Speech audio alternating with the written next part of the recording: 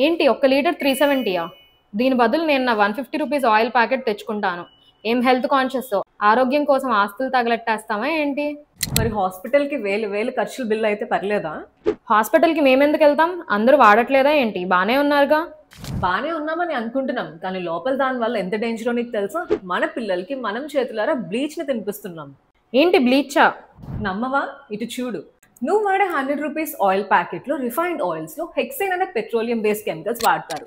High టెంపరేచర్‌లో కాగబెట్టి రావాల్సిన దానికంటే ఎక్కువ ఆయిల్‌ని ఎక్స్ట్రాక్ట్ చేయడానికి. అంతగా కాగబెట్టిన నూనె మాడిపోయిన రంగు పోగొట్టడానికి బ్లీచింగ్ ఏజెంట్స్ వాడతారు. వాటితో పాటికి మనకి రావాల్సిన న్యూట్రియన్స్ కూడా పోతాయి. ఇది చూసాక కూడా వెళ్ళి కొనుక్కుంటా అంటే కొనుక్కో నీ 100 రూపీస్ ఆయిల్ ప్యాకెట్‌ని.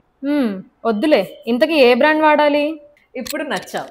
సుఫాలా న్యాచురల్స్ మార్కెట్లో ఎన్ని బ్రాండ్స్ ఉన్నా సరే మనం 100% ప్యూర్‌గా మన కళ్ళ ముందే లైవ్‌గా సీడ్‌ని ఆయిల్‌ని ఎక్స్ట్రాక్ట్ చేస్తారు. పద వెళ్దాం.